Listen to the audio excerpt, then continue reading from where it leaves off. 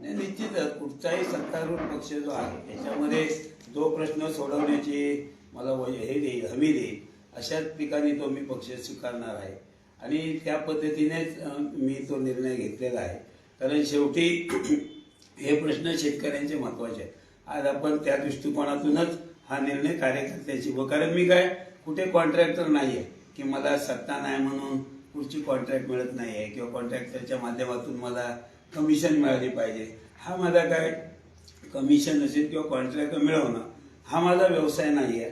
माझा व्यवसाय त्या ठिकाणी शेती व्यवसाय, बिल्डिंग हा माझा व्यवसाय आहे आणि म्हणून निश्चित मला स्वतःला काय वैयक्तिक त्या ठिकाणी आर्थिक लाभ व्हावेत म्हणून मी कोणताही निर्णय त्या ठिकाणी घेणार नाही आहे. जे प्रश्न माझ्या 30 ते 35 वर्षाच्या माझ्या राजकीय कारकिर्दीमध्ये जे प्रश्न मला जिल्हा बँकेचे असेल, जिल्हा परिषदेचे असेल, मला वाटतं जिल्हा परिषदेमध्ये ज्या वेगवेगळ्या योजना ज्या तयार झाल्या आहेत, मी आता निश्चित सांगेन की या योजना तुम्ही आजही जिल्हा परिषदेचं प्रोसिडिंग करा. या योजना माझ्या 2003 ते 2005 या जिल्हा परिषद अध्यक्षपदाच्या कारकिर्दीमध्ये जिल्हा परिषदेच्या योजना तयार झालेल्या आहेत.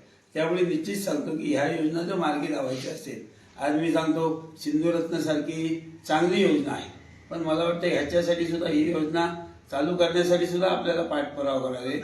आणि शेतकऱ्यांचं दरडोई उत्पन्न या योजनेमधून सुद्धा वाढू शकत आहे आणि म्हणून त्या दृष्टिकोनातून जो असेल आज आणि उद्या निश्चित आज रात्री कार्यकर्त्यांची बैठक आहे, रात्री सगळ्या कार्यकर्त्यांची बोले आणि निश्चित उद्या मी योग्य तो निर्णय घेईन.